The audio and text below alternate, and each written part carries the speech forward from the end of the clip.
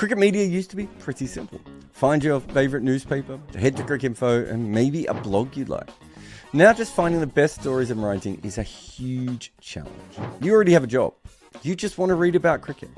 Well, that is what the best of cricket is currently doing. They go out daily to find the newest cricket coverage and the best stories from any publication in the world.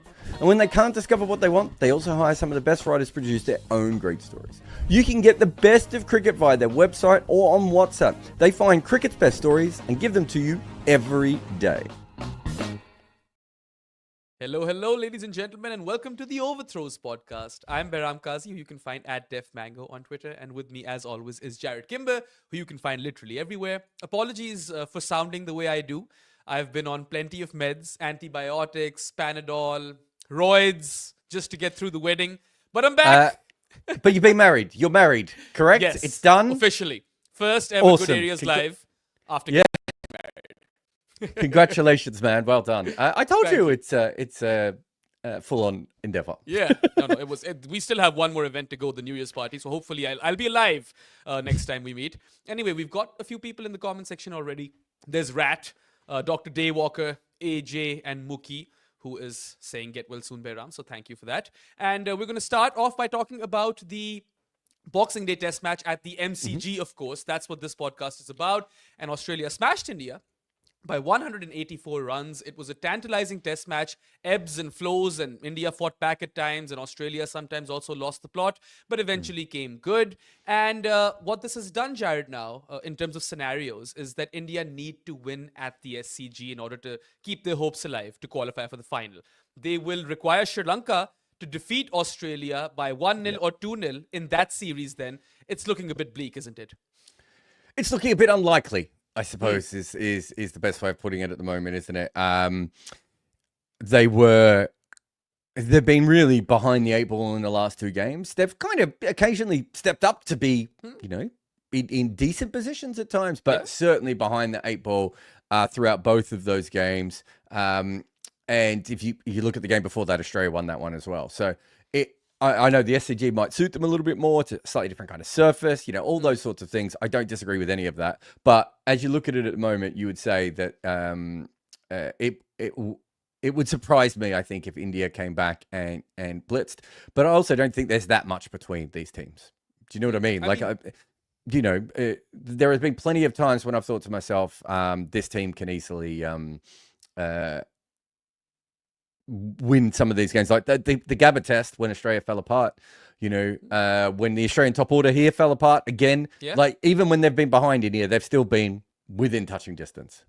Absolutely. I mean, there was a point in that third innings, when Australia were 6 for 94 or something like that. 6 for 91, for 6. Yeah, something like that. So at that point, I was like, okay, India have time. If they can wrap things up quickly, then maybe they can chase down 240 odd, right? So they had their moments, and both of these teams have holes, especially when the batting comes. But there is one guy, though, who has been absolutely phenomenal throughout. Jasprit Bumrah has... Yeah, he's absolutely holeless. No holes over there. 4 for 99 in 28.4 overs in the first innings, and then 5 for 57 in 24.4 overs the next time he came out to bowl. He's got 30 wickets in 4 test matches, so I'm looking good. I said 30 to 35 in 5. Yeah. So we're there. The only thing I would say is that at the moment it looks like you could be right and he could still, they could still lose, which is remarkable, absolutely. Isn't it? I mean, that's the random thing about what's happening at the moment is, they have gone. It's so dramatic, the way these things are going that, he's going to have these series of a lifetime and they're still potentially not going to come over. Which is, who would have put money like. If you have told me, I think when you said it, I was like, they should be really in the contest with that amount of wickets. And, they're not. Yeah, it is really fascinating, right? Because he's obviously going to take a few wickets in the last test match as well, provided he plays, because they have run him to the ground. And I would be afraid for his fitness as well. But knowing Bumrah, he's going to step out there, knowing that India have somewhat of a chance, right? If they win at the SCG, it's not entirely unbelievable that Australia lose in Sri Lanka. It could still happen. So India would still want to believe that this is possible. But just on the man, despite the workload and everything, we all know he's bowled a lot. We know he's taken 30 wickets in 4 test matches. But his overall record now stands at 203 wickets in 44 test matches at 19.42 apiece. Yep. He's gotten to 200 plus wickets at a below or an average of below 20. So he's greater than Barnes now. I suppose we can make that claim, probably. Yep. Yeah, and I don't know, has anyone else ever done this? Because Sean Pollock and Waqar Younis also had, 190 odd wickets at a very low average, but I'm not sure if they crossed 200 at below 20. I think, and I could be wrong, but I think at some stage in his career, either Imran Khan or Malcolm Marshall took 200 wickets at under 20, but not from start to finish, right? So he's certainly the first person to do that.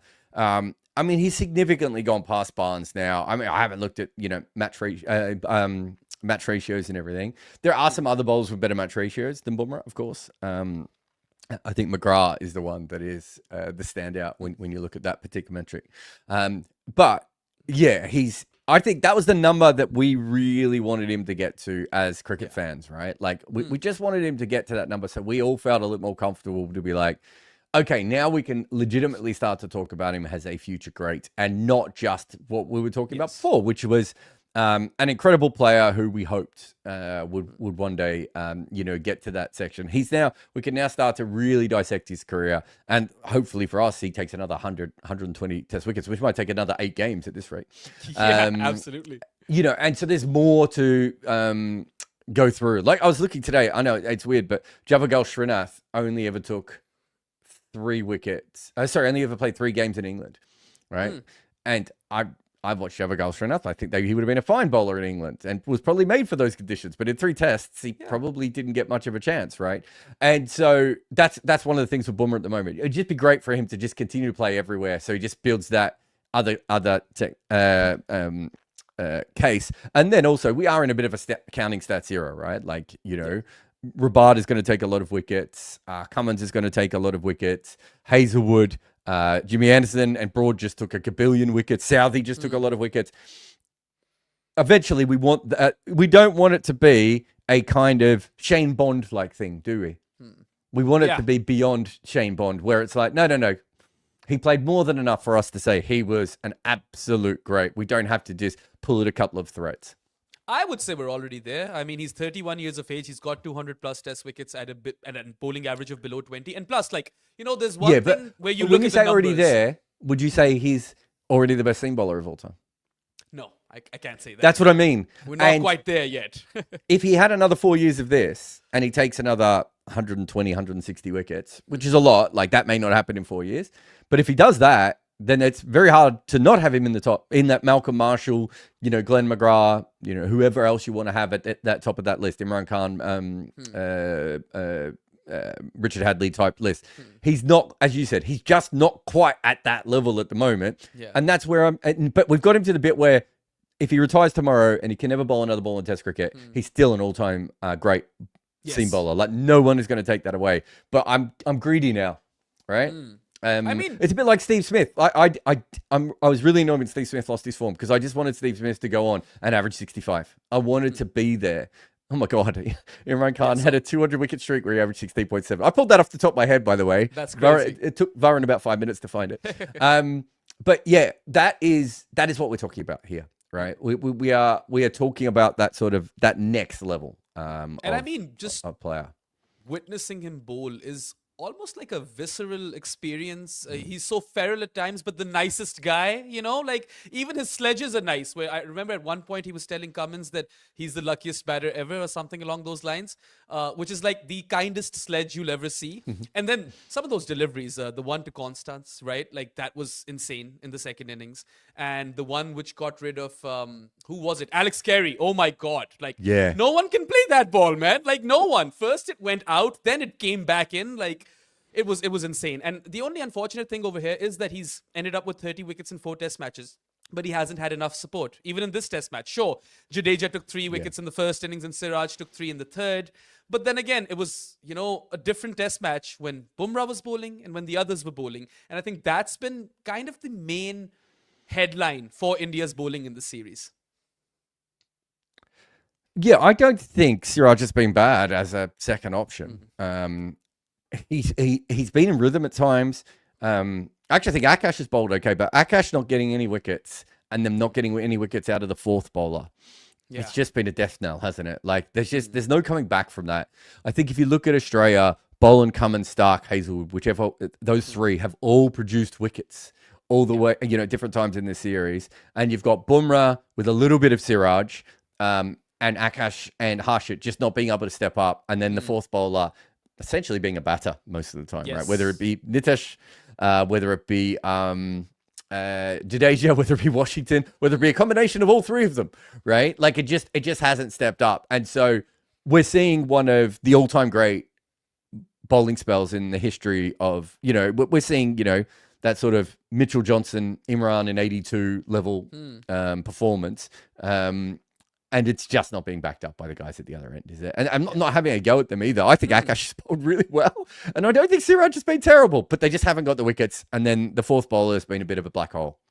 Yeah, that's been the issue, really. But it was interesting to see how they dropped Shubman Gill in this test match, right? I did not see that one coming. And sure, they went with all three of Jadeja, Reddy, and Washington. And, to the selectors or Gautam Gambhir's or whoever made that call, to their credit, Reddy scored 114, Sundar pitched in with 50, but both of those guys weren't particularly penetrative with the ball. So I'm not sure, was it worth it in the end? Because they did get runs. So it's a tricky one. And was Gill the guy they should have dropped? That's another big question, isn't it? Well, he wasn't, right? I mean, that's part of the issue, is that it probably had to be one of the less informed players than him. I do think there's an element of them doing it because there was right-handers, and they want an extra left-hander in, because Hazelwood is the only one who's been taking wickets against left-handers for the Australians. Even Lyon hasn't been taking them at a massive rate. So I wonder if that was an element as well. But what they did was they left themselves with one part-time seamer and two spinners who they were never, they were only ever going to really need one of them. And also, sorry, I'm cutting you off over here, but if they really wanted to go down that route, should have stopped Ashwin for another test match and maybe played him ahead of Washington. I mean, I'm not throwing shade at Washington. I thought he batted well and he was all right with the ball, but you could have been more incisive with Ash in there. I don't know. I mean, you might be right, but I'm not sure that would have helped them all that much either. Do you know what I mean? Like, when it comes down to it, I'm just not sure that would have helped them either. And so with that in mind, I'm like, I think they just made a mistake. They probably got a little bit funky, but they're getting funky because they're not getting any runs out of two guys. And I'm just saying, has Rohit said he's retiring, or has he? There's an article up on Times of India that I've just seen now that says he's retiring at the end of the Sydney Test. So I don't know. We'll have to ask the group. Actually, Varun can go off and find that out for us at the moment. I mean, but he might not play the Sydney Test at this rate. He's averaging I think that's the other series.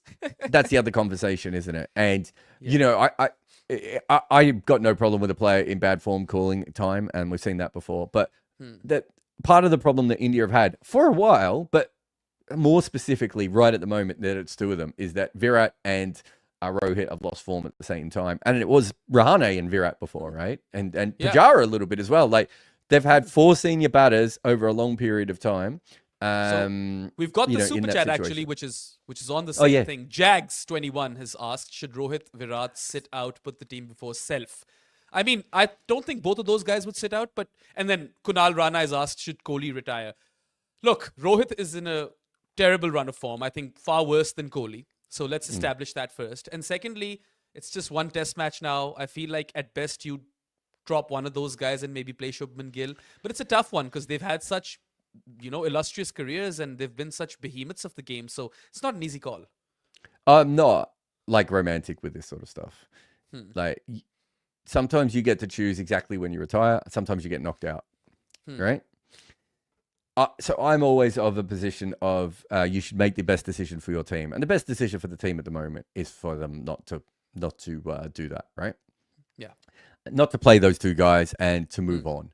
Not that, if Virat wants to play on, that's fine. But in the next test, I'm not sure really what if they're trying to win the next test, you would have to say at the moment that Virat and Rohit are probably not going to help them. Although I thought both of them moved fine again in this innings, but Virat still played his shot and Rohit probably got a very good ball that he played a bit of an aggressive shot too. But yeah, I'm usually of the thing of you move on and you look towards the future and go with that. But you have to have conversations with players at this level, right? Like I think you owe that. You'll be shocked. Like, there are some players who are just like, I don't want the pity party game at the end, right? I mean, there are lots of players who've done that. Yeah, I mean, he could have probably stuck around if he wanted for that sort of stuff. And I know plenty of players that have said to me, no, when it's done, it's done. And other players will say, when they've decided to not pick me, it's done. And this is great players as well. I'm not just talking about average players here. And then you get players who are like, no, I put in all this effort. I'd like to say goodbye properly on the field for one last time. You know, you've got to have mature conversations with your stars about this sort of stuff. How you treat your stars really shows how you are as a professional unit. Do you know what I mean? If you're too sycophantic, that's an issue. If you're not at all understanding the emotional side of things, you know, that is another part of all this. So it'd be very, very interesting with what is going on with Rohit and Virat. And thanks for the super chats as well. But yeah, you could easily make a choice to move on. I mean, Gautam Gambhir, he had a very cushy looking job a couple of months ago. And suddenly he's like, how did I end up here? Yeah. He's also someone who was kind of forced out of the team, wasn't he, back in his day? So, I mean, now he's tasked with this situation where no one really knows what to do with Rohit and Kohli here on. But yeah, I mean, we are towards the end. We know that much. That much is confirmed. How they go about things, you know, in the immediate aftermath of this loss, like whether they play those guys in Sydney or not, that's a question they'll have to answer. But come next World Test Championship cycle, I don't see them being mainstays, right? India will have to look towards the future. But where two careers are almost towards their end, one career is on the rise, and that is of Nitish Kumar Reddy. I'm a fan. You know, he plays beautifully in the V, particularly in that extra cover region and down the ground. Some delightful shots over there. And I mean, that was a really nice touch with the 100 as well, where he, you know, paid tribute to his dad who was in the stands, who apparently quit his job to, you know, fund. I don't know how that works. How do you quit your job to fund someone's cricket career? Someone will have to explain that one to me. But, you know, he was in tears, and Nitish Kumar Reddy has been a breakout star for India with the bat in this series. So, you know, there's that positive. Yeah, Jaiswal just played two really, really important innings for them. Washington played a very important innings for them, and bowled well at times in you know, over the last little while. There's plenty of reasons to be optimistic. There's some issues. I don't know how they have a captain unless they give it to Bumrah, which is big. Again, you know, there's So that's an interesting one that they have to make a call on. They've got some good batting talent, but I don't know if they have anyone instantly who's going to come in at number 4 and start making runs. Having said that, they haven't got any runs out of the number 4 position for quite some time. So they might be just like, well, it's not that big of a difference for us. How much has Kohli averaged in the last 3 years? Like 27? Yeah, I don't know. It's the last 4 or 5 years now, isn't it? Because he had one good year. Yeah. He had the one good year, didn't he? 2023, and then everything else has been pretty poor. But there's obviously talent coming through, like, you know, Mayank Yadav, and just having the 3 spinners that they have: Mayank Yadav, Jasprit Bumrah, Mohammad Shami. Hopefully, is not finished yet. You might get some more years out of him. Jadeja might stick around for a little while. Like, there's some players there, and they haven't played particularly well. And there was a moment when they were favourites to win this game ahead of Australia on day 5. Right? Yes. They were favourites on day 4 ahead of Australia. I know. I think the draw was favourite on day 5 outright. But if you're just looking between the two teams, India were favoured ahead of Australia briefly. And on day 4, I think India winning was the most likely result at one stage. Yeah. So he's averaging 35 since 2022, which is stellar. Yeah, so I think you could argue that you could find a replacement for that, and you get a process player, and you say, well, hopefully if we give them 2 years of averaging around 30 to 35, then they can spring on the way they've gone. KL Rahul's form, he looks like a completely different player, although hilarious that he finally makes runs opening and he bats at first drop, but, you know. And he got a beach from Cummins, right? And that's a signature Pat Cummins dismissal. Top of no one can play that. Yeah, I don't think the wicket specifically is anything I'd be too worried about. But in general, like, he's looked a lot more confident away from home recently. You know, he's played some really important innings in South Africa and Australia. That he could be a very important, you know, what I sort of call a bridge player. So it's not like it's the end of the world or anything, but I think we're always going to look, if they don't make the World Test Championship final, which looks very unlikely now, I think we're always going to look back and go, this was a pretty good Test team. And they, you know, like, I mean, and by pretty good, I mean, you know, perhaps top 5, top 7 Test teams in history over a long period. Yes. And they didn't probably dominate as much as they should have. And Of course, they play 2 World Test Championship finals in conditions that help the opposition a little bit more. Yes. But to be fair, they'd beaten Australia in Australia, and they played really good cricket in England, and they were, they ran into a pretty special New Zealand side that was just about to crumble, right? Like, some things went against them. It's fair to say. But yeah, this feels like the end of that era, whatever that era was, and what Ash would say, one of the last of the OGs, I said at the start of this series, I can't remember if it was with you, but I think it was, that I expected a lot of retirements in this series. You did say that. We've got 2.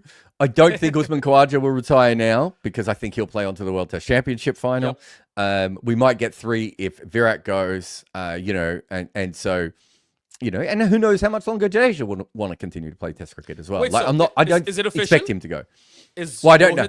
Yeah, I have no idea if it's official. Yeah, because we don't know that yet. It doesn't look official on this One Times of India article. It looks like someone has because it's one of those articles where they say he's retiring, but it's not even like the major part of the article. So yeah, not 100% sure there. But the point being is we were expecting some of this to happen, and this is a tough tour. They've got themselves into a great position at Perth. They got pink-balled in Adelaide.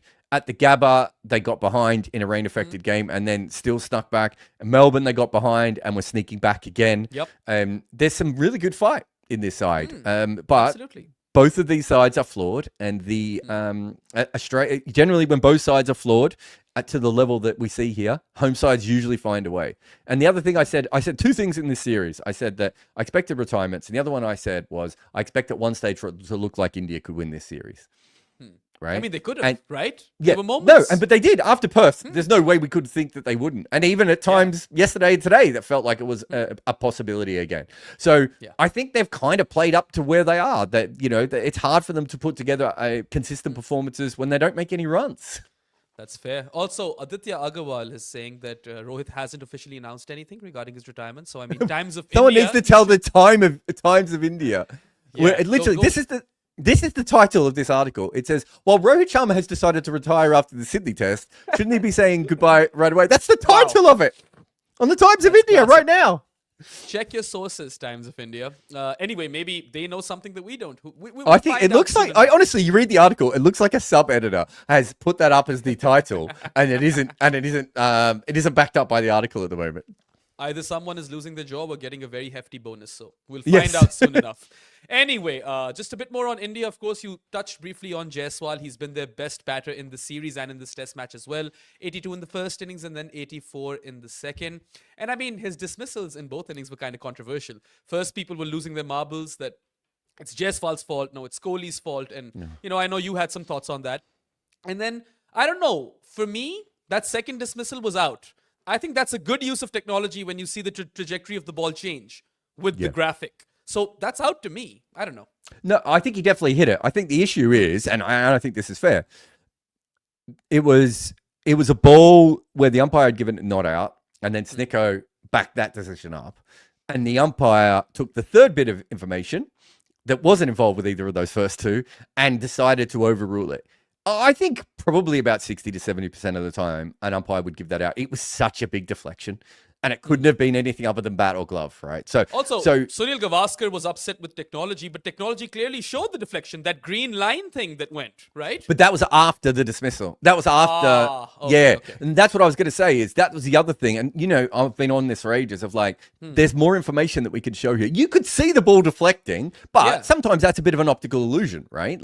Sometimes we think we can see the ball deflecting and it's not, or it's hard to tell. So fair play to the umpire for making that decision. I think heaps of umpires would have given that not out, and he absolutely smashed it, right?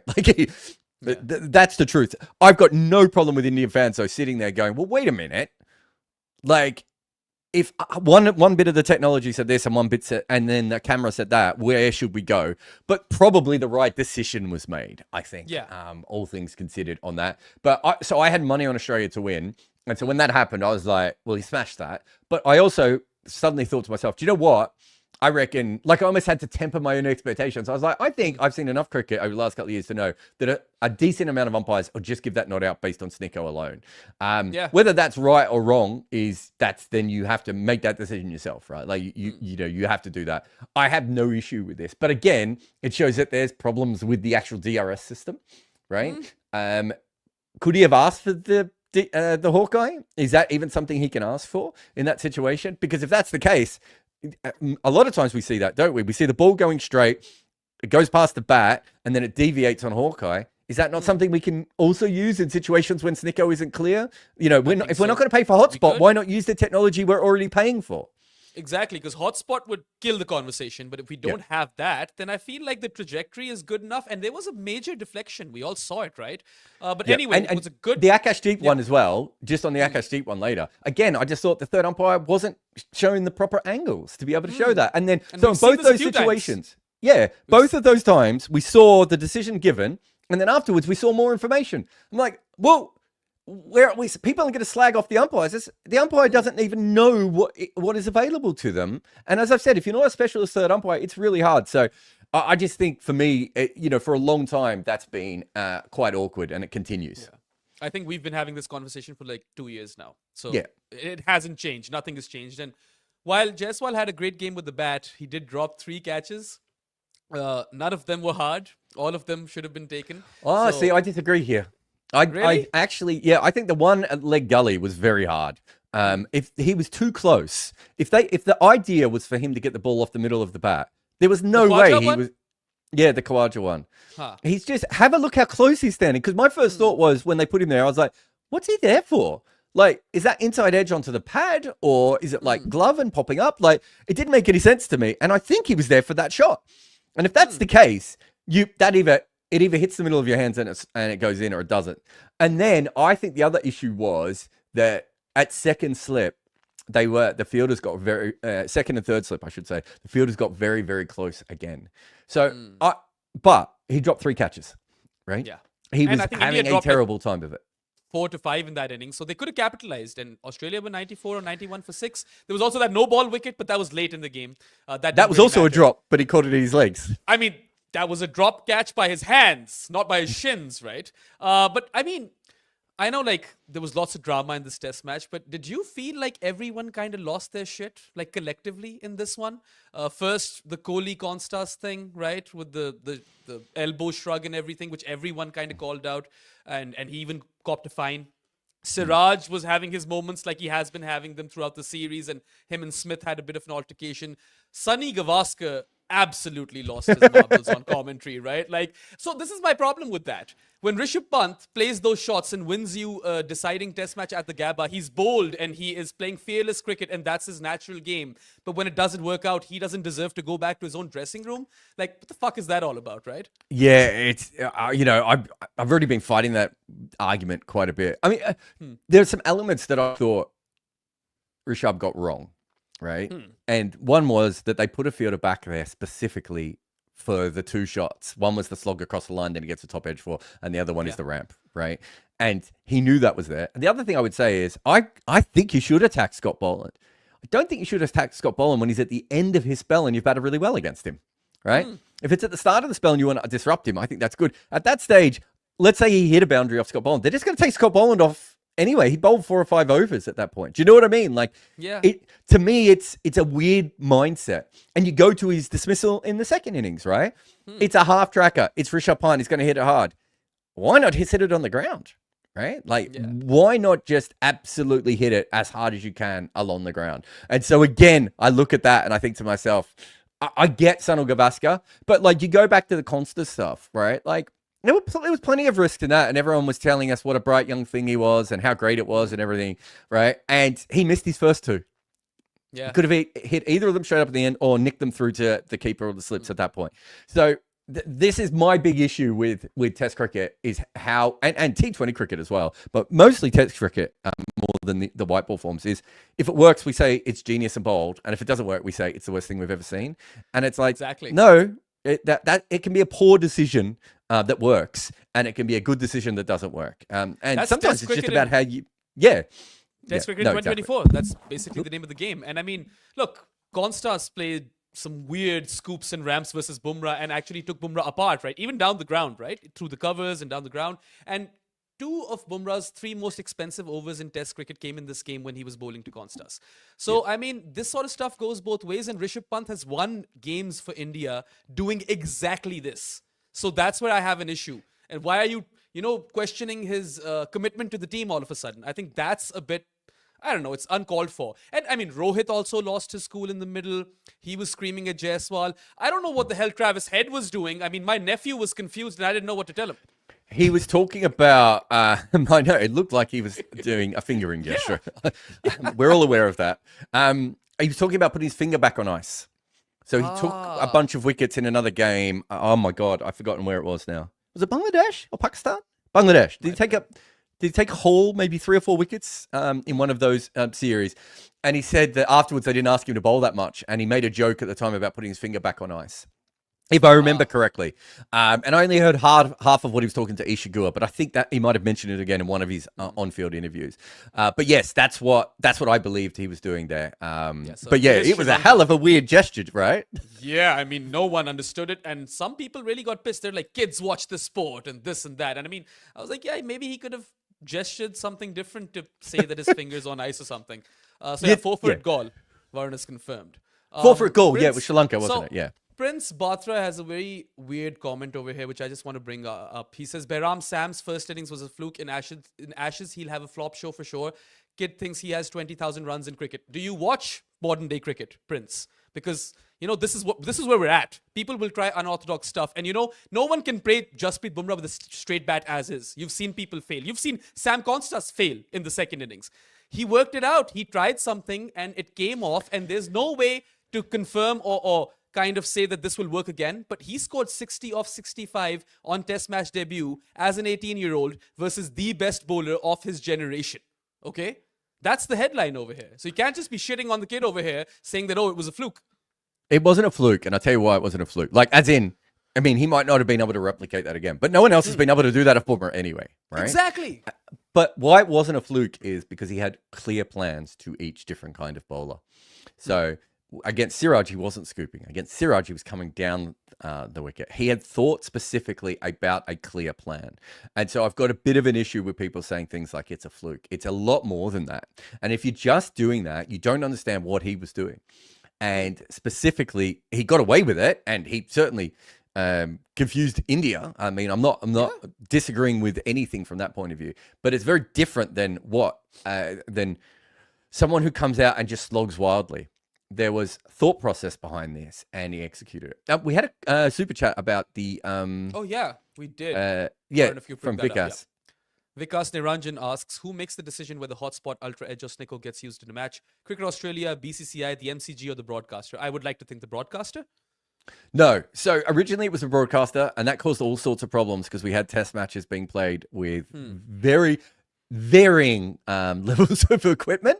Remember there was Hawkeye, and then there was also Eagle Eye that was being used, and they were both calibrated slightly different, is my memory.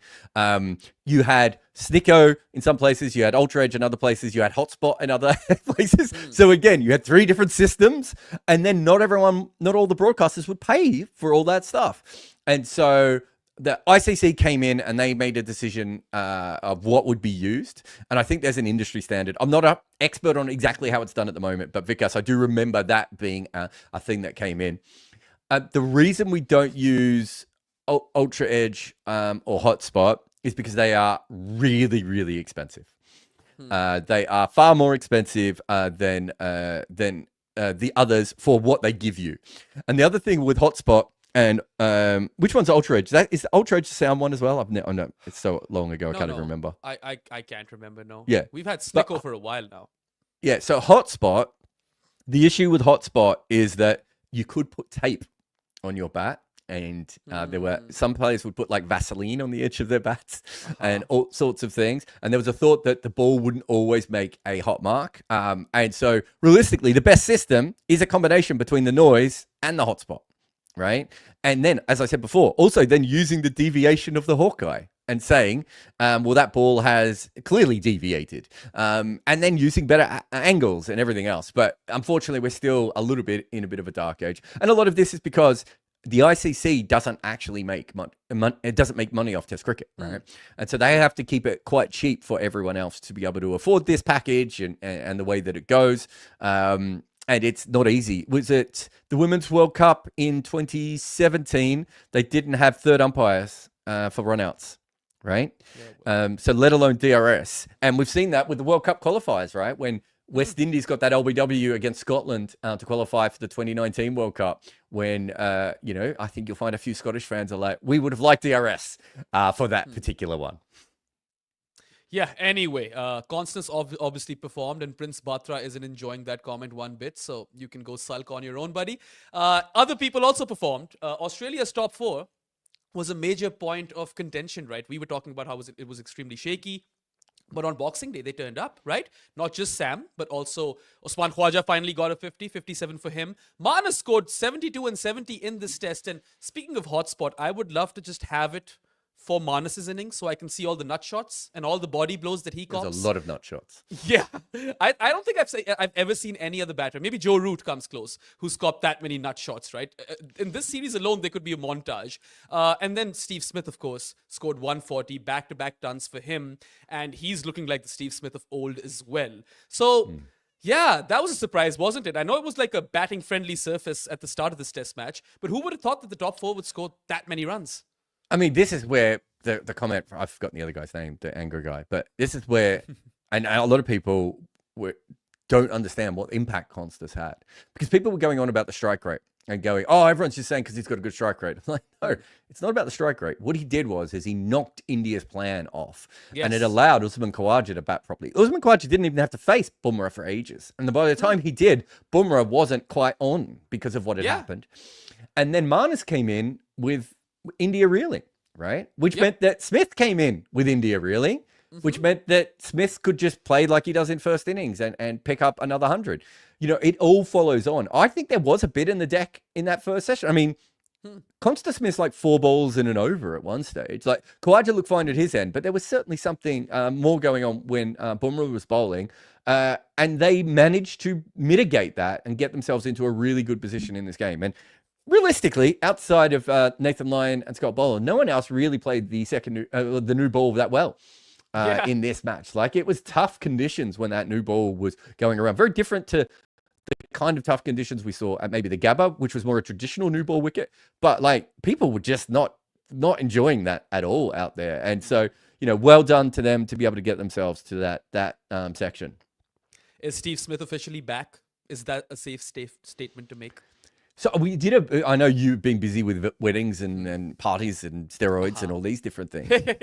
We did a video on it where if you look at it, he always makes runs against India. He quite often makes runs in where you obviously also make first innings, makes runs in Australia. There was a couple of other things that went his way as well, and now I've forgotten what they were. But you go through it, and so his big trouble of recent form has been when he's gone in early. When he's actually gone in later, he's still made runs, which doesn't make any sense, being that he opted to open the batting recently. But yeah, you start to go through all those different things, and you go, it's probably wildly inaccurate to say that he's back. I still think. Do you remember when Yunus Khan made runs in England in that last tour? I've been comparing him a lot to that, where he looks like a caricature of himself in the way that Yunus Khan became a caricature, because he's trying to find his way to make it work. And I've got no issues, with the fact that he's finding a way and he's a very clever player. But I need to see a lot more before I was like, he's back. But the second innings was magnificent. But so you take that. It didn't look like, sometimes when a bit like the Gabba knock, where sometimes you look at it going, oh, okay, well, he's made runs, but how do we feel about this? I didn't feel about the second innings in Melbourne. Yeah, fair enough. And I mean, Australia have got runs out of Khawaja, Manas and Smith in this test match. So that's a big positive for them. But the real runs, or the important ones, I would say, came from the lower order, right? Pat Cummins, player of the match, 49 runs in the first innings, 41 in the third, and then he also took 6 wickets, 3 each in each innings, right? Massive performance from him. Nathan Lyon took 5 wickets in the game and scored 41. Scotty Boland, doesn't matter how many runs he scored, he was out there. He was battling it, and he also took 6 wickets. So those 3 guys with bat and ball really kind of helped secure this victory for Australia. Yeah, I don't have the numbers in front of me, but Scotty Boland must have batted for about an hour and a half in this test match, which is remarkable, really. I mean, Build that man a statue already. Come on. Exactly. We saw something similar with India's first innings, right? In that they did a similar thing. I think it was easier to bat there, but you've got to give credit to those guys for pulling it out. I mean, the second one is quite weird because Cummins was trying to at least score at a rate, but then Lyon and Boland were not even scoring. 86 minutes. I was 4 minutes. 86 minutes. Yeah. But you look at it, and he wasn't even trying to. Knock the ball. Oh no, sorry. It was more. 86 minutes was the third innings. I think he batted for 30 minutes in the first innings as well. So it's almost 2 hours altogether. I said 90 minutes, so I was wrong, but I knew what I was trying to get to. But yeah, so they were still going for it, and then they just started batting on and on, which shows you how pragmatic and defensive this Australian team can be. And you're like, if India had drawn that, everyone would have said, what kind of Australian team is this? They didn't declare the night before. They, didn't get into India. They didn't give themselves 2 bites of the cherry. They had 2 tail-enders knocking the ball around and all this sort of stuff. And it's like, none of that mattered in the end because they got home easily. So, good effort from the tail and specifically Scott Boland. He can't bat. Yeah, I mean, those 3 guys, Cummins, Scotty Boland, and Nathan Lyon, probably combined for, I don't know, I'm going to take a wild shot at it and say 180 runs across both innings, something like that. Probably close. And then they also took 17 wickets amongst each other. Mitch Starc only took 1. I don't even know if he's fit or not because he was struggling. So, yeah, let's go to the SCG, I suppose. We've talked about everything, and we have another podcast to do after this as well. What changes would you make to either side? I would want Shubman Gill to come back in for sure. And maybe sit Mitch Marsh out. Give Bo Webster a game. I mean, it doesn't seem like that big of a hot take at this point. Yeah, It's my only interesting point is Bo Webster the future, or is Aaron Hardy the future?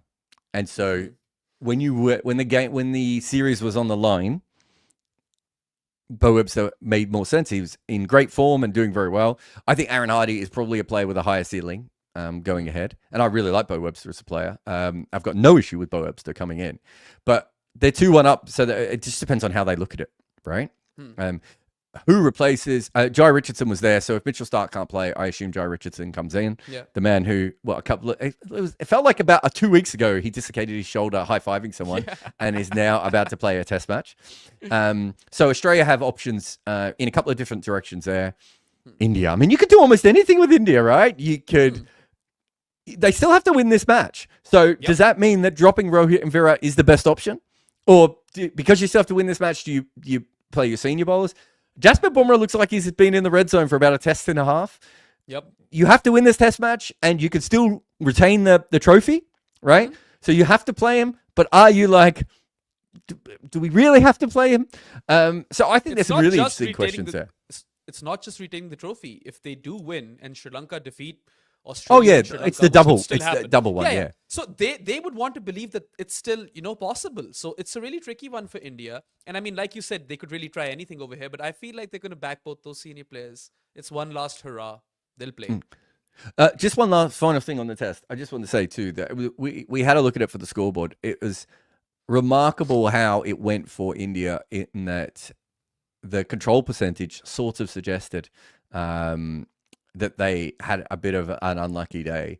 And 2 of the wickets, the Jaiswal one and the Rishabh Pant one, like the expected averages on those combined must be just mammoth, right? Yeah. You just don't get out in Test cricket to those balls very often. And those 2, obviously, especially with Rishabh Pant, is now getting abuse, I'm sure, online for it. But they were also the 2 that batted an entire session to not only get India into a chance of drawing the game, but for a little while, people were like, wait a minute, could they play for the win here? It's just worth remembering that. It was a very odd last innings because Australia just stayed in there and Australia wasn't particularly exciting or anything. They just did the basics right over and over again. Yeah, and they timed it to perfection as well because they had 90 odd overs to bowl at India, with a target of 340, so they could set some attacking fields as well, which might not have been possible if they had gotten bowled out the previous day. But they didn't actually set attacking fields for a long period of time either. Like, even when India were That covers blocking, yeah, it was like, it took him forever to just be like, I really don't think they're going for it now. So it's like, I would wait for them to hit some boundaries before I worried about putting anyone out on the boundary on this particular day. But yeah, you're right. That's how he thinks about things. Anyway, still lots at stake, folks. Heading into the New Year's test at the SCG. Of course, Australia would want to win a Border Gavaskar trophy for the first time in like 10 years. And India would still believe that this is possible. They can have their third bite at the World Test Championship final cherry. And 2 times wasn't the charm. So maybe, some twist of fate can allow them to play this one. And you never know, if that happens, anything could happen. That's the beauty of cricket. And that's the beauty of Test cricket in 2024. You never say never. Right? Anyway, just a quick reminder, you guys can go to goodareas.co and bookmark that webpage. That can prove to be a one-stop shop for all the work that we do as part of this team, whether it be videos, podcasts, or written content. That's all for this particular Overthrows podcast. Let us know what you think will happen at the SCG. That is all for now, folks. Goodbye. And for those of you who are with us on this live, stay tuned because we'll be back after a short break to talk about South Africa versus Pakistan. As an international cricket journalist for 10 years, I tell you what, I have got a collection of international SIM cards that I will never truly understand. Now I find there is a company called Selly who gives you an eSIM and it makes it all so much easier. So if you're planning on making any trips, download your Selly eSIM app and you can also get a 15% discount if you say Good Areas, all one word, at checkout. Travel like a pro with your Selly eSIM today.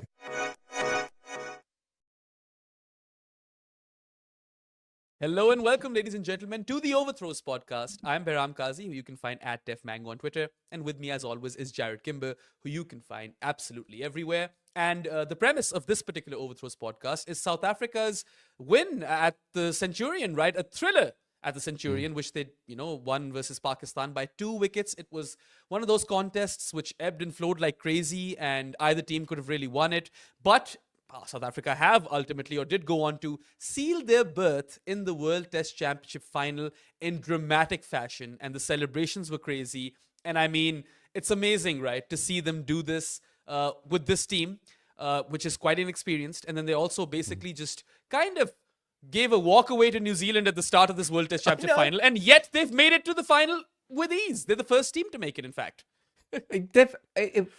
If you go back and you look at the 3 tests they've played so far in this homestand, what did they get bowled out for against Sri Lanka? Was it 180 odd in one of those tests? And I was pretty confident they were going to come back and take some wickets, but they bowled Sri Lanka out for like -12 or whatever it was in that innings, right? Here again, getting themselves into trouble. I thought they could have ended up with a first innings deficit. They ended up with a first innings lead, but then they allow Pakistan. Hey, a very healthy lead. 90 runs on that Centurion wicket is huge. Yeah. And then they managed to let Pakistan set them a tricky target, and then again they look like they're coasting for a little while there, and it just all completely falls apart. They are not a consistent or trustworthy side, I don't think, because I think we give a little bit of credit to Sri Lanka and Pakistan for some of the way they played, but there have been times when you've been looking at this South African team going, geez, this is not robust. This is a castle made of sticks, right? Not of concrete. And again, though, they found a way, and I have to give them all respect for that. The ability to get there at the end and find their way, and good on them for that. But yeah, it's the way they celebrated. They celebrated like a team that thought, "Oh shit, we fucked this up." Yeah. No, and I mean, that's another final for them, right? If you think about it, the women's team has made 2 consecutive T20 World Cup finals. The men's team lost a T20 World Cup final, which they should have won. And now they've made the final of the World Test Championship. Oh, have I lost Behram? Or has Behram lost me? No, I'm here.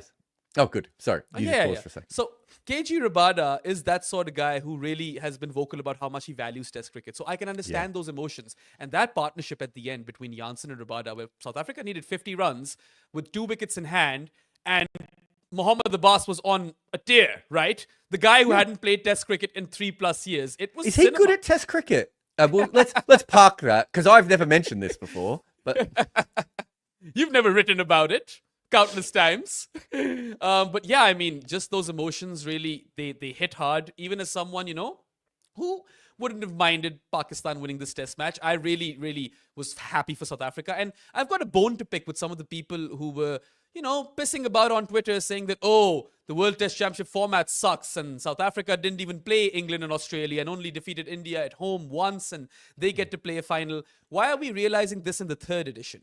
This format has been flawed from has been flawed from day one. It's been bereft of equity since the get-go. And now that some of your darling rich kids don't make it, it's a problem? I don't get it. Yeah, it was a problem before, and we always knew it was a problem. It's weirdly stacked. 4 teams like South Africa, Sri Lanka, and New Zealand to do better. This is the funniest thing about the World Test Championship is somehow the big 3 have come up with a system that doesn't actually benefit them. Like England just give up. England are just like, we don't care. Australia in the first one kind of didn't care about it, and then they didn't make the final, and then they to be fair, I think they've played for it since. India is the only one of the big 3 teams, I reckon, from the beginning were like, this is something we want to do. This means a lot to us. We've been playing really good cricket and lots of respect to them there. But yeah, look, to be honest though, I wouldn't say too much of people have started saying it's a bad format. I would say I am about once a week, Behram, and I'm not joking. Someone will email me or send me a direct message somewhere saying, Jarrod, so I've come up with a way of fixing the World Test Championship, right? And I say the same thing every time. We all know that there's about 100 ways to fix the World Test Championship. Your system is as good as the other 83,000 ideas that I have been sent over the years. It doesn't matter because they're not trying to make it a good system, right? Yeah, it's crazy how the big 3 wants a proliferation of Test cricket as far as they're concerned, but that reduces their chances of making the final. But then the more Test cricket you play, the better you're supposed to get. At that same time, if you're playing 2 Test match series and then you win 2-0, that's a heavy bump as far as percentage points are concerned. So yes, it's definitely flawed. It was always flawed. But I suppose it's a win for cricket if, one of the poor kids makes it. And South Africa, for the longest time, were struggling financially. So this is going to be a very good boost for them making it to Lords. Definitely. And also to take that a step further as well, not just the poor kids making it, but a team that it meant a lot to. Yes. Right? I'm not saying it hasn't, but it meant a lot to New Zealand. I think it meant a lot to the Australian team, and it certainly has meant a lot to India. English fans are hilarious. The minute you mention the World Test Championship, they're like, no one cares. It's like, actually, they do. Like, I've talked to players, and they're like, Ben Stokes doesn't understand it. He doesn't understand how it works. It's not that hard. We can take him through it if you need some help. I can't get on that. But look, this is a weird South Africa side. But to be fair, they've fixed some of their batting issues. Their bowling hasn't got any worse, and they've won this Test match with Corbin, Bosch. And Dane Patterson, right? Like, this is not a great South African bowling lineup, right? Nope. And they still managed to do really, really well. They got the bowling order weird as well. Why was Marco Janssen a second change in the second innings? Was he injured? Did I miss something? I mean, I was sleeping for lots of this. So if I missed something, I apologize to everyone, but it seems a bit odd. Sick for a lot of this. I was sweating my ass off for a lot of this, right? On my painkillers and steroids and all of that stuff. But, despite taking all of those meds, after watching this particular Test match, I was like, Test cricket is a better drug than all of the other shit that I've taken or consumed within this while. It was just absolute theater. And I mean, to be fair, Pakistan had so many moments to win this. Like in the first innings, or South Africa's first innings, they had reduced them to 213 for 8. South Africa led by 2 at that point. And that's when Corbin Bosch completely mate, I take it back a step further. When they got Ryan Rickleton out, they were 24 for 2. Ball was doing everything. It was Shazad, wasn't it? And Abbas was actually bowling quite poor at that stage. If Abbas was bowling normal Abbas at that stage, I reckon South Africa would be lucky to get to 120 without losing 6 wickets. And then, as you said, they still managed to pull it back. When Nazim Shah started taking wickets and Ahmad Jamal took some wickets later on as well. So they pulled it back from that. Got themselves into a good position. They also, with the bat, what was it when Babar and Sod were batting? What were they? Quite healthy. 150 odd for 4, I think. Yeah, and I remember waking up out of one of my stupors, and watching a couple of minutes, going, okay, I can see how they make 300 here. Like, I think that was within the realms of possibility. and that didn't happen. And then you've got two more. There was the on stumps on day 4, whatever it was. They had them 19 for 3, right? Yeah. And then, of course, so. yeah, sorry, they had them 19 for 3 before stumps, right? Yep. And then they get them at 99 for 8. Like, Pakistan, how many more chances do you want to win this game, right? Honestly, and South Africa kept fighting back. Yep, at 99 for 8, I would be really curious to know what the odds were, right? Because despite South Africa having a really long batting lineup, like if you have Kagiso Rabada at 10, all of a sudden, South Africa, who are not known for having a long batting order, have one. And at 99 for 8, I think everyone would have bet money on Pakistan and lost a lot of money. And whoever bet money on South Africa at that point would have made quite a few. Especially since Bosch made runs in the first innings. Like, so there's there's an emotional suck, when it comes to betting at that point. So I can tell you overnight, I remember this because I was like, that is madness. And had I stayed awake, I would have put a lot of money on Pakistan in this game. But because I needed to sleep, I didn't want to put my money on. But South Africa were 130. They were like almost not quite unbackable favorites. And I was like, they're 29 for 3. What are we talking about here? Like this is, so the market was really believing in them. But by the time Rabada came in, you're right. I mean, that is a great, and we've seen, is that not the second, you'll be able to tell me, is that not the second 9th wicket partnership where South Africa has beaten Pakistan in the last year and a bit? Was it an 8 wickets down that they beat them in the World Cup? Yep. The Maharaj partnership. I remember that. Just get the 9th wicket, Pakistan. That's all your fans ask. That might have been the 10th wicket, actually. I think they were 1 wicket away in the ODI World Cup. I can't quite recall. Oh, yeah, because Shamsi came in. But I think it was the 8th. I think it was the 9th wicket partnership that got them really close. Yeah, you might be right. Absolutely. It was scintillating, this test match. And I mean, yes, Pakistan, you could make a case that they should have won it, especially when South Africa needed 50 more runs with 2 wickets remaining. But that's when Kagiso Rabada and Marco Jansen showed their character. Some of those shots that Rabada played were Lara-esque, right? That guy ended with 31. Or unbeaten on 31 of 26. I mean, that was a heroic effort. I mean, every time we see him bat, though, like, he's probably the best failer in Test cricket, isn't he? Because you watch him and you're just like, wow, look how good Kagiso Rabada is. And then you're just like, he still doesn't make any runs. Like, he just doesn't. Varun's playing some shots in here. And we see it again and again with him he's the best looking shit batter. I'm going to think about this. Who's a more stylish bad batter in the history of the game? Morne Morkel used to have a beautiful back foot cover drive, but couldn't play off the front foot. I can't think of many more stylish guys who just fundamentally could not bat. There's some very technically sound tailenders, to be fair.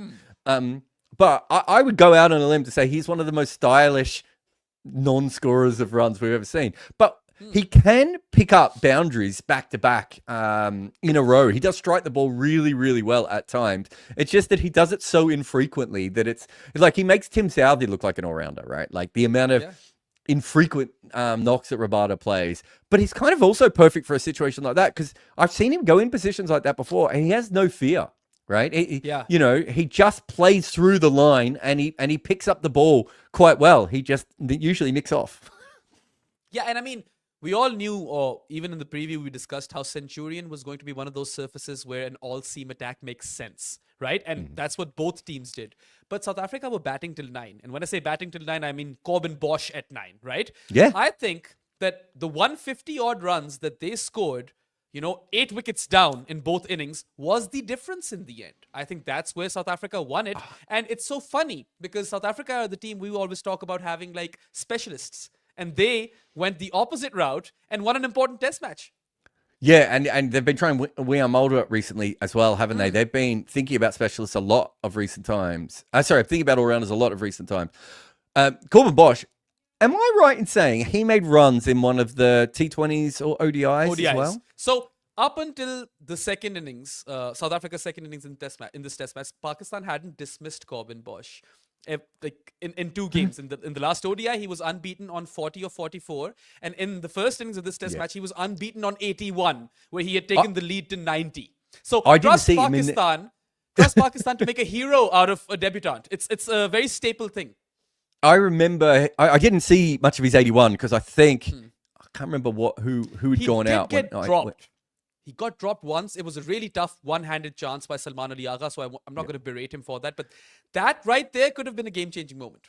But I remember watching him in the one day, and I know a little bit about him. I followed him sort of as a T20 prospect over the years. He's clocking 140 plus very, very regularly. Yeah, and he's popped up, and he was one of those players that I was always told that the issue with him was that he didn't, as a T20 player, he could bowl, but he wasn't specifically a specialist bowler, right?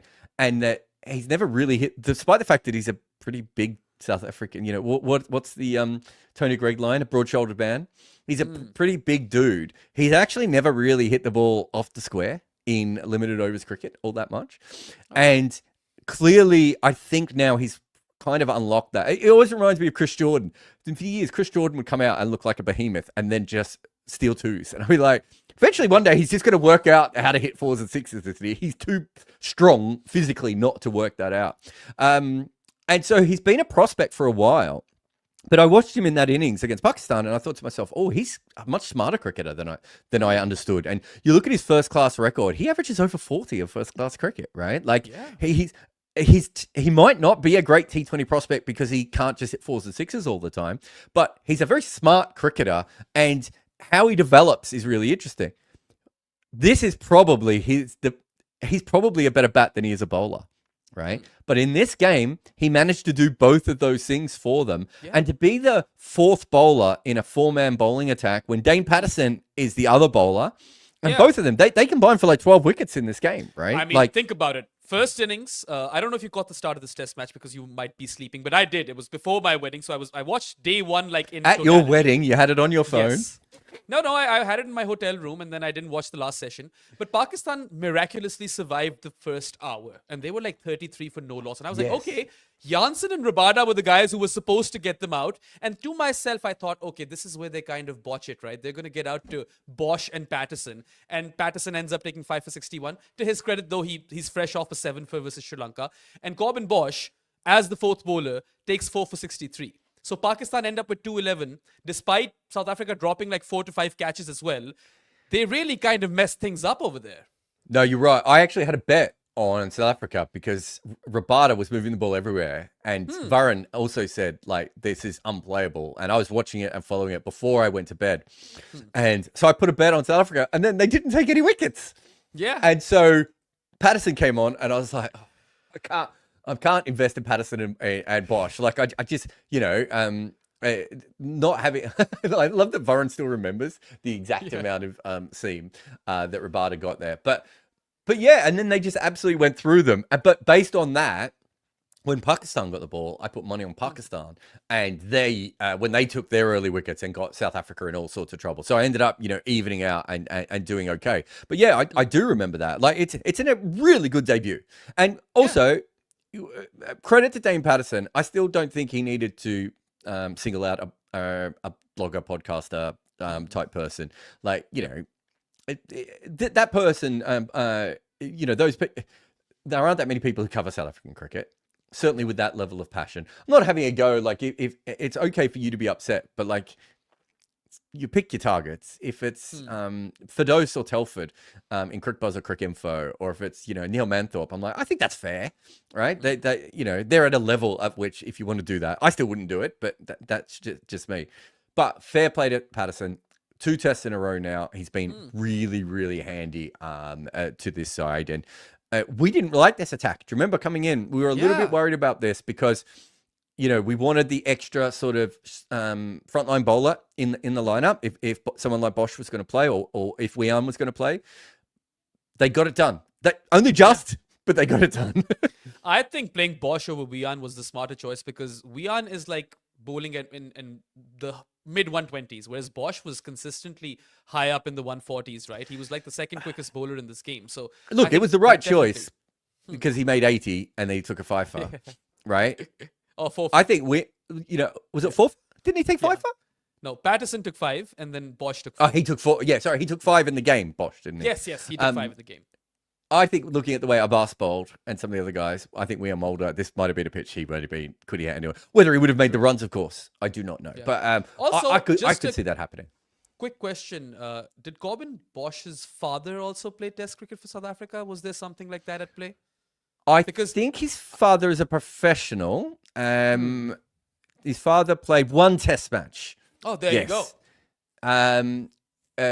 His father, if I'm not mistaken, and Fidos wrote an article about it, and I never got around to reading it, though it was in my system. Did he play?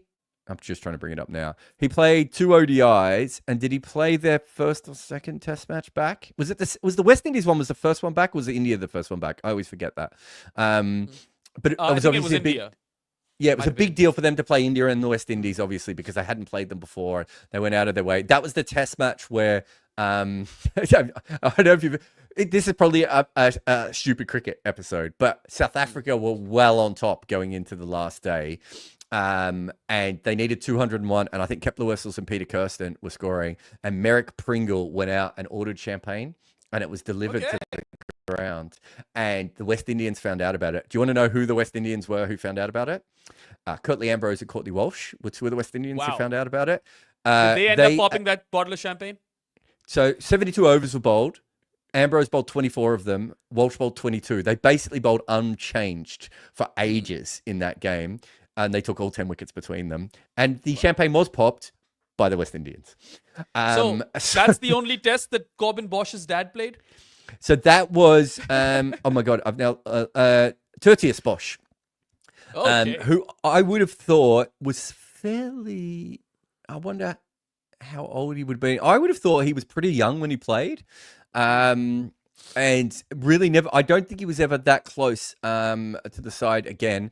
But he, took 200 wickets in first class cricket, an average of 27, and played, one of the first tests after readmission and everything. So again, really a cool story for his son to come along, and it's a little bit a slightly different situation to what happened with Bairstow, but a similar thing of a cricketer growing up and sort of being looked after by the cricket establishment, but not specifically by his father, because obviously his father wasn't around. Yeah, I mean, it's a fairy tale start to his international career. He had a decent game in the ODI, and now he's come up and scored 81, not out, then taken 4 for 63. So good on you, Corbin Bosch. The best bowler for South Africa in this game, I still believe, though, was Marco Jansen. His 6 for 52 in the second innings. I think that kind of, really propelled South Africa's chances if you look at it in hindsight, because another 30 runs over here, you never know, Pakistan would have won this game, right? Yeah, I think that was a great spell. Yeah, I think it's definitely worth mentioning that. And the fact that he also went on to be there at the end with the bat, right? Like, really important game again from Marco Jansen. Yeah, and the player of the match, surprisingly, I would have personally given it to Jansen. But Aiden Markram bagged that. The one test match a year where he performs came 89 and 37, so lots of runs. And one thing I really like about Aiden Markram on surfaces that are really difficult to bat on is that if you offer him any width, he will capitalize on it. And that's what he did over and over and over again. I was, as I said, I bet on Pakistan, right? And I watched Markram, and I was just like, oh, he's just going to make runs. Like, I just had no doubt that he was going to make runs. And, usually I would ride that bet far further, and I was like, nope. I'm not gonna do that. I can see right here that Aiden Markram is going to make runs, and it's a bit weird, I suppose, but his 2 knocks were really, really important. You could easily have given it. Batters get it all the time. I probably would have given it to Bosch. I think if you make 81 down the order and also chip in with 5 wickets, that's a pretty good game for a number 9. To be playing, and Markram and Jansen also had claims on it. But I did think Markram played really well. You look at him, and I was watching him face Abbas and make Abbas look a bit silly. And I know Abbas wasn't bowling great in that first innings, but you watch him and you just go, how do you not average 45 in Test cricket? Yeah, maybe 50. Right? He is so talented. I don't think people realize how talented Aiden Markram is. Do you remember the knock versus India that came last year? How some does of the he do T20 these things? Yeah. Sometimes you watch him in a T20 game and he blocks it for like 20 balls, and then he just like everything else he could hit for 6. Like, he is talented on such a ridiculous level, and it just is and he's a smart cricketer, and yet he's never managed to unlock his own talent. I'm so confused with Aiden Markram, and remain so, and will always remain so. Yeah. I mean, it is one of those cases where he's definitely better than his numbers, but then he's played so much that his numbers really should be better by this point. Honest. So it's his numbers are a paradox. it's a massive paradox. But anyway, I think we've discussed South Africa enough and how they, like a lot of different people chipped in to get them this victory, which matters a lot because now they've sealed their berth in the World Test Championship final. But a bit on Pakistan as well. Spoken about how they had their moments and couldn't capitalize. But let's talk about their bowling overall, right? I think Khurram Shahzad was brilliant with the new ball at the start, and he ended up with 3 wickets in that innings. And there was this one phase in the middle where there was a very solid partnership between, I reckon it was Markram and Temba. Yes, and then Naseem Shah came in and he took a couple of wickets and he also ended up with 3 in that first innings. But then, of course, you have South Africa at 213 for 8. You should never be conceding 301. That was a missed opportunity. And as you said, Abbas wasn't, kind of in his zone in that first innings. But when he came back, he took 6 for what? I can't even remember. 6 for 54, bowling 19.3 overs on the trot. The guy who hadn't played Test cricket for 3+ years, which was Pakistan's loss and Hampshire's gain, he came in and he just continuously bowled like Shan did with Sajid and Noman, only Abbas bowls seam up. And this is the guy who or selectors had an issue with, that he had dropped a few yards of pace. Well, Mate, that was never his USP. Pakistan fans kept telling me that's why he's been dropped. And I was like, I don't care if he bowls at 122. He's so ridiculously talented. You know how I feel. I just, for me, it doesn't make any sense. And if you don't want to use him in certain situations, his ability to just find the right spot on a pitch and do it. And he looked a little rusty in the first innings, to be fair. He looked like someone who hadn't played much since the county season. I know he has, but he looked like someone who hadn't quite come back. And I was disappointed in him, right? And I almost took to Blue Sky to tell everyone that, like, my man was letting me down. And then in the second innings, it all came back, didn't it? He is on that pitch. I don't know how you play him.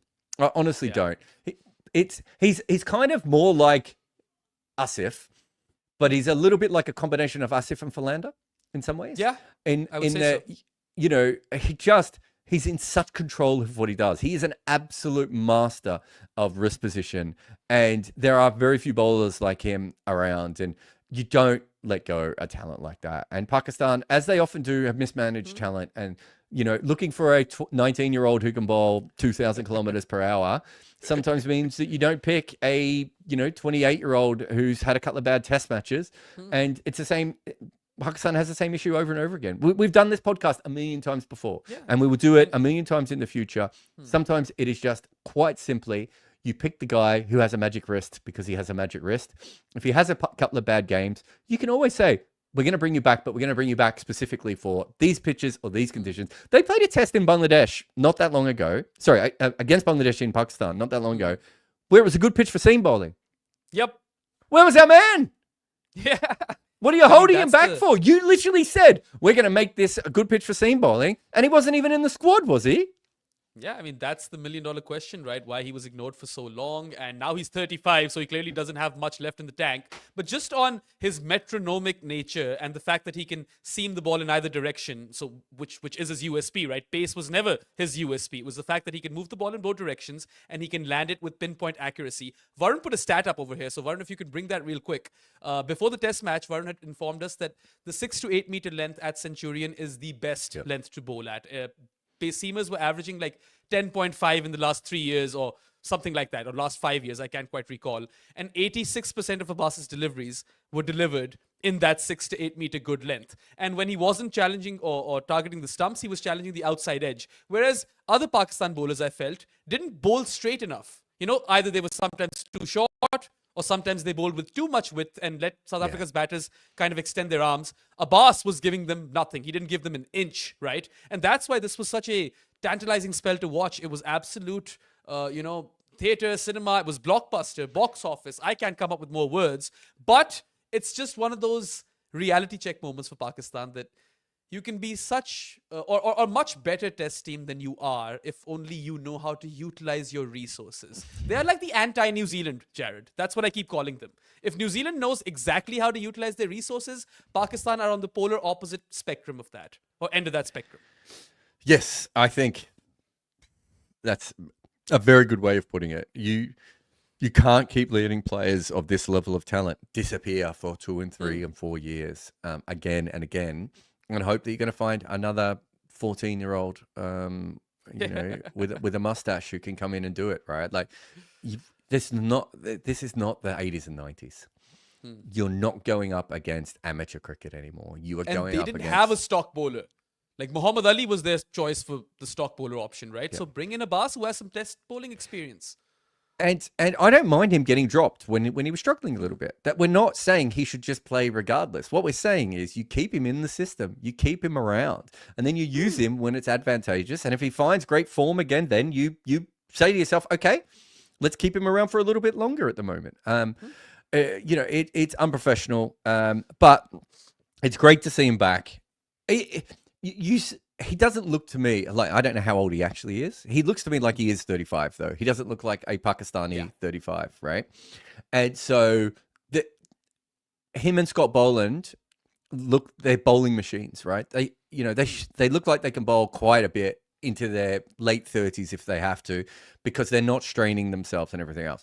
I think Mohammad Abbas's problem will be when, on slightly flatter wickets, when people start to use the baseball shuffle or start to bat out the crease to him. But because of his pace, it's even easier to come up to the stumps. Rizwan should be up. Anytime anyone does that, Rizwan can come straight up to stumps. It's much harder for Alex Carey to do that to Scott Boland. It's not for Abbas. And also, Abbas, I think, can hit the stumps more than Boland. So that stat that Varun put up before, where he said 86% of those balls were in a good area. The other 14% of the balls, the vast majority of those would have been bouncers, right? Yeah. Which means that he can hit a length exactly what you want. So if you bring the keeper up to the stumps, he can, and you say to him, I need you to bowl a meter fuller here to keep the stumps and LBW in play. He would be able to do that for 40 straight balls, right?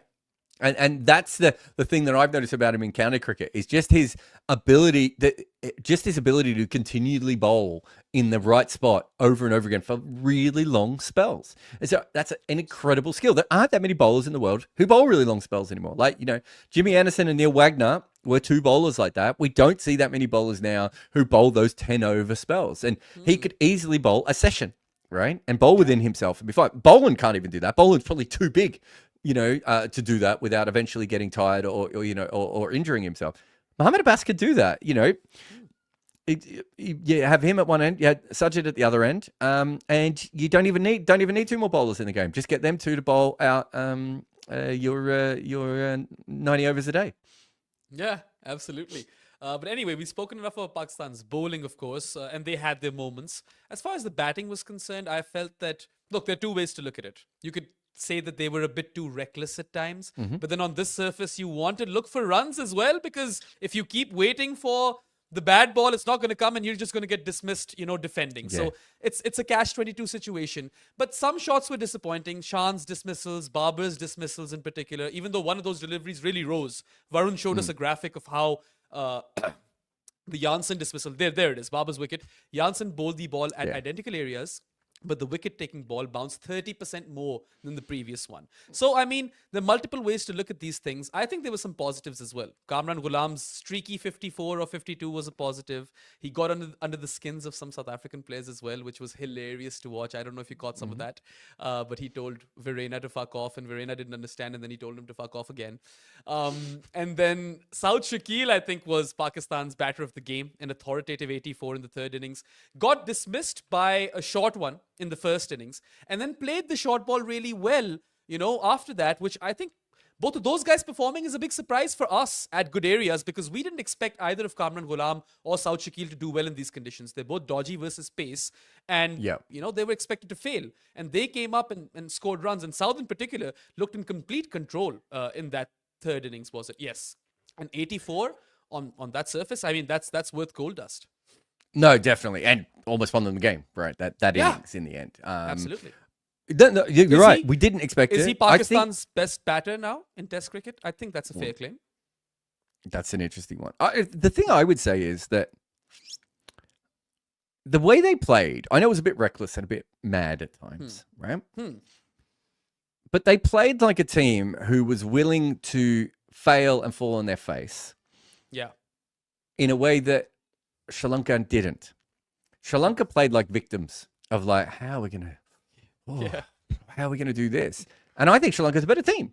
I think they've, all things considered, I think they're a better team. But there were some times where I was just like, Sri Lanka, come on, what are you doing?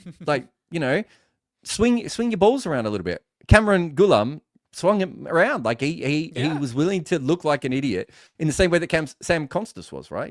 They were willing to look like idiots and make it work. And so, you look at the openers with decent strike rates I think in both innings, but certainly in the second innings, they played in a way that I think you have to respect that. They are not a good team in South Africa, and historically, and they are not a team that any of us thought were a realistic chance of winning a test, right? Yeah. And they should have won this test. And that a lot of that goes down to the bowling lineup, as we said, very good, but a lot of it goes down to 2 or 3 key batters really batting well. And if you look at the strike rates in the second innings, I think Rizwan's strike rate, and he only faces 7 balls, is the first guy in the top 6 to not have a strike rate over 50, right? Yeah. Tough wicket to bat on, and they pushed. And you look at the first innings, Saud Shakil, he was just going nuts at one stage, 16 off 5 or something? 14 off 6, okay. with 3 fours. Like, it was ballistic. It was, I didn't know what was happening. But they came at it from that. And then you also get someone like Rizwan, who in both innings was probably playing the more sensible knocks, right? Like, they had players willing to take those risks, and then they had other players playing their own game plan. Nothing but respect for Pakistan for this game. And it's a shame that they couldn't get it over the line. I mean, I'm glad that South Africa's making the World Test Championship final. But it's a shame for Pakistan that they couldn't get it over the line, because it was another crazy test in 2024 where you're just like, wait a minute, Pakistan is going to beat South Africa? And prolong this fight for the final, which we still, don't have one contender for, and we don't know who else will make it. Could be Australia, could be India still. I mean, in a mad world, it could be Sri Lanka as well. So we're really nicely set up still.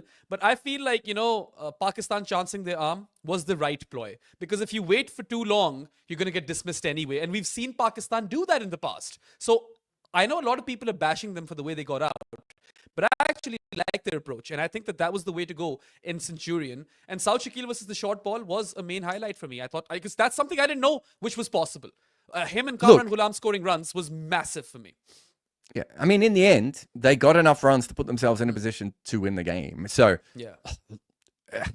the chancing worked. A bit like the Sam Constas one that we talked about in the previous conversation. Whether it will work again, I kind of think with what Sam Constas did and what Pakistan did here, it's a bit like the Muhammad Ali versus George Foreman fight where he leads with his right hand. You kind of only get away with that stuff once or twice, right? Do you know what I mean? It's a bit like England and baseball. It's like, we all know what's going to happen now. And so if they beat you now, they're beating you not with surprise anymore. They're beating you with tactics and a method. And it's a bit the same with Constas and with Pakistan, where you're just like, okay, well, you're going to have to come up with something else. But they kept themselves in the game, and they are going to feel better than they would have if they'd just been blown off the stage. They weren't blown off the stage. They played good cricket. They should be happy with that. I mean, they'll be furious that they gave that game up. But they should be happy that they got themselves into a position to win that game several times against the team who is going to the World Test Championship, much more suited to those conditions. And Pakistan have been, a hilarious basket case of nonsense. Yeah, Pakistan, one thing they do, or Shan Masood does in particular, is that he is attacking, and then all of a sudden, he gets scared, and then the field's spread out a bit. That's something I don't understand. He takes the foot off the gas a bit, but maybe that's something he can learn from. I thought that was an error that he made in this test match. But anyway, before we end this podcast, the last time we spoke about the series, or when we were previewing it, we lost before you were married midway. Yeah, before I was married and before your internet crashed ballistically. I wanted to ask you, what should Pakistan do with Babar Azam, because he'll definitely come back in. And the two options were that either you bench one of Ghulam or Saud Shakil to make way for him, or you bench one of the openers and then send Babar at 3. That's what happened, which was, I think, the right call. 19 test innings without a 50. Sure, he didn't look great, but he ended that streak, scoring a 50 in his second dig. Not his best work, but that's still something. Should Pakistan fans be relieved? Yeah, I don't think he's a number 3, so I don't want him to have too much success there and stay there. But I thought he looked good. He made a 50 in one of the ODIs. I feel like I watched that as well. Two 50s, back-to-back 50s. Yes, slow he did, ones, you're right. but he did spend time out in the middle. And I remember he faced the young leg spinner. And that young leg spinner, I forget the South African leg spinner's name, but he bowls. Nakaba Peter? It might be him, yeah. He bowls, I've seen him bowl before. He bowls slightly back of a length, short and skiddy. And I remember watching Babar go back, pick up the length really quickly, and then not just pick up length, but then demoralize the ball for 6. And I thought to myself, he just looks like his rhythm and his movements are back a little bit, and he feels a little bit more confident. So I was happy that he got back in the test. He's got a 50, but yeah, he's probably not a number 3. But I don't. I mean, probably if you really want to ask me who the number 3 is, it's probably Rizwan. You think? Right? Because I was going to suggest maybe I don't think there's any Ghulam. number 3. Because Kamran Ghulam is going to be or bat like a funny man anyway, so might as well. Well, there is. That's my other option is that you just say to Ghulam, look, mate, just go out there for the vibes. I remember playing club cricket with this guy once, and we couldn't work out what to do with him. He had the best technique you'll ever see, but he made like 25 every game and then wouldn't go on. Right? And I said, let's just bat him at number 3. I said, because he doesn't seem to notice what position he comes in the game. Like he had almost like a callous like bubble, right? And there are some people that it's like, if you just tell them that they're number 3 and they will they'll almost find a persona to match it. And he's already got the persona, the nonsense persona. So mate, just say, do you know what? We thought you played great. We think you should bat 3. I mean, it works sometimes, right? Number 3 is a really precarious position in Test cricket anyway. And right now, you don't see a lot of number 3s out there making runs. So we should make a video about that. Yeah, we should. So if you've got a guy who you don't expect to perform in these conditions, just tell him to go out there and have some fun at number 3. That's what I would do. Just pick Jacob Bethel. Yeah. Oh, yeah. I mean, that's essentially what England did, right? Oh, Tristan Stubbs. I mean, there's been some vibes picks at 3 recently. Absolutely. But anyway, let's see how both those test matches now, India, Australia and Pakistan, South Africa in the new year turn out at Newlands and Sydney. And that pretty much wraps up this podcast. So thank you to everyone who sent super chats and thank you for your interactions in the comment section as well. Just a quick reminder, you can go to goodareas.co and bookmark that webpage, and that can prove to be a one-stop shop for all the work that we do as part of this team, whether it be written content, videos or podcasts.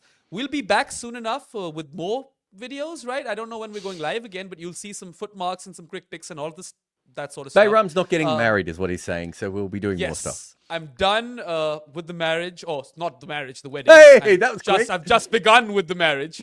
But yeah, there's one more event, so hopefully I'll survive it. My health is really low. Right now I am on lots of meds, so hopefully I'll be You're like one of those video game characters who's looking around for a med pack.